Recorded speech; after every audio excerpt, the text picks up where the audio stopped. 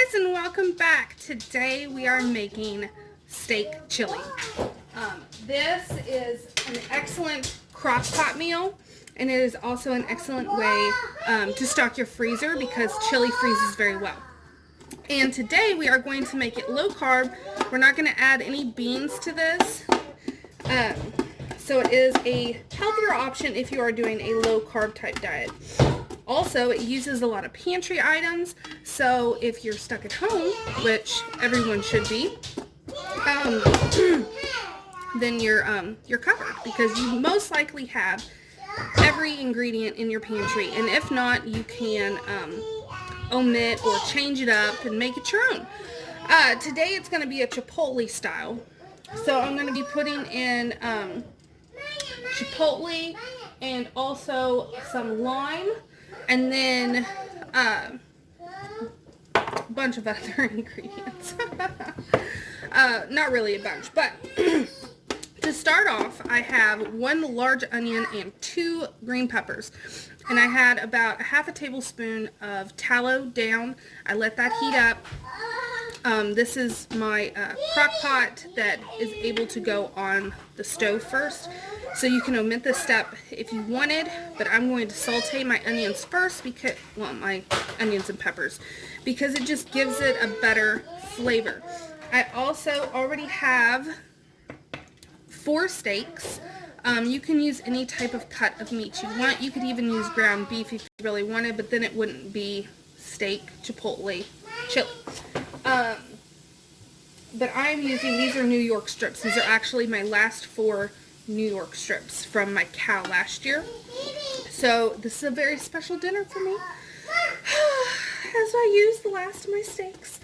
But they're going to go in. I am not going to brown them first. I'm just going to throw them in. 2 are thawed and 2 are frozen.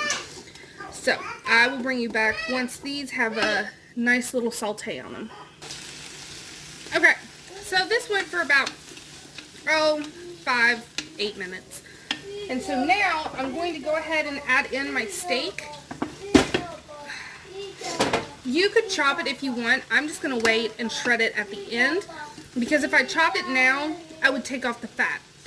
That fat's flavor. So by letting it all cook together, low and slow all day long, it's going to give that flavor to the whole dish, and then you can take them out and remove the fat that's still on there at the end.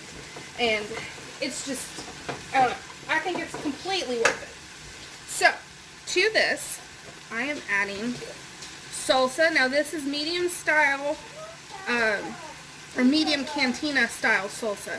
And it's probably, see, this is a 24 ounce, it's probably 20 ounces of salsa. And it is a salsa that I love. Make sure you use a salsa you like. Or you could use regular tomatoes, diced tomatoes, if you wanted to do that. I actually almost did. But I don't have cilantro, and this has cilantro in it. Also, I would add green chilies if I was using regular tomatoes, and I actually want to use those for another recipe because we're trying not to go anywhere. So I don't want to leave my house. So I think ahead because I meal plan. Okay, so about 20 ounces-ish of salsa. And then we're going to add chili powder, sorry. Chili powder. We're going to add cumin. And this is to taste. I'm literally doing it the same way that I would do my regular chili. And I eyeball it. I'm going to add some jalapeno powder. This is how I make my spicy ranch.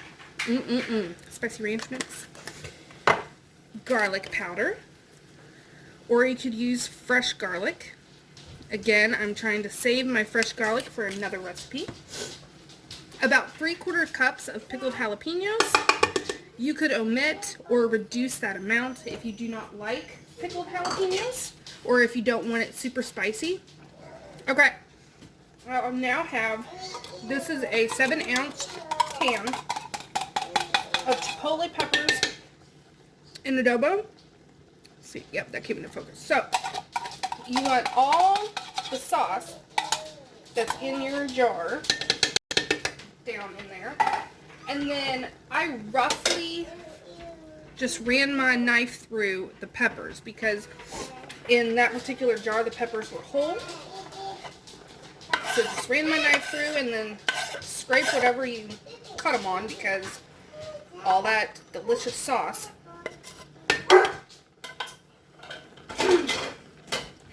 Give that a little stir. Excuse my dog. He wants to go outside. Go ahead and turn that off because I'm going to move it to its Crockpot base. I'm now going to add some beef broth. I'm going to add 1 quart worth of my beef bone broth. And then I have chicken bone broth if for some reason it looks too thick after it's cooked for a while. You don't want to add too much liquid because then you have to worry about, I know, I don't want to add too much liquid because then you have to worry about reducing it. So I'd rather go on the side of caution and do a little less, watch it, and then once you shred the beef and stuff, see where you're at. Okay, so I kind of stirred everything around the frozen meat, and see right now this looks like plenty of liquid. So now this can go on high for, if your meat was all thawed, I would say about 3 hours on high, 3 to 4 hours. I'm going to do it on low for 8 hours because this is going to be dinner. So I will bring you back once this is done, once your meat is fork tender. This would also be a great recipe to use a tough cut of meat. So a very cheap, tough cut. Throw it in your crock pot.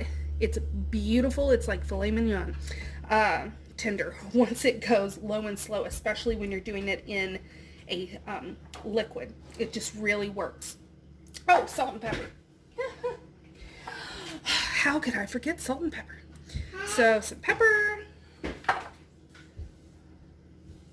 salt. Okay. Now I'll put it in my crock pot and I will bring you back tonight. So here it is done. It went for about 7 hours. I have the steak. I took it off, took the fat off, which since it was New York strip was super easy to do. And then just kind of fork shredded it. We're going to put that back in. I already tasted it. It tastes phenomenal. It doesn't need any extra salt or pepper. I have 2 limes that I'm going to juice into our chili.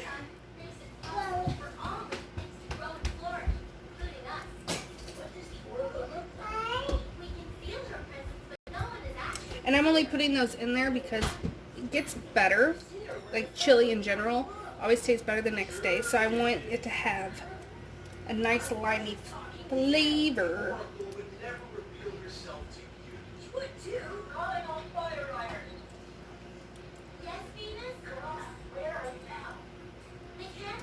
Okay. Now, if you wanted this thicker, you could always let it go with the lid off and thicken it up, but I think it is perfect the way it is, and I will show you how I dress this up. Oh my goodness. That is perfect. I will probably take limes out after it cools. I'm going to let it get the rest of the juice out, and then once it cools, I'll take the limes out because I don't want it to have too much liminess because it's pretty perfect right now. Okay, so poured me a couple scoops, and you can see it's actually pretty thick.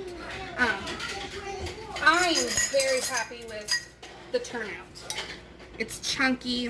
We have tons of vegetables and meat chunks. Oh, I'm excited. So, to top it, nice dollop of sour cream because it is spicy. We have the medium salsa, jalapeno powder, pickled jalapenos, chili and adobo, and did we put anything else in it? I don't remember. Anyway, so we have that, and then we're adding, because why not, some extra jalapenos, and then some sharp cheddar cheese. And there you go. If that doesn't look like a dinner to keep you on low carb keto while you're stuck in your house, I don't know what will. So I hope you guys enjoyed this quick little video, and I will see you guys next time. Thanks for watching.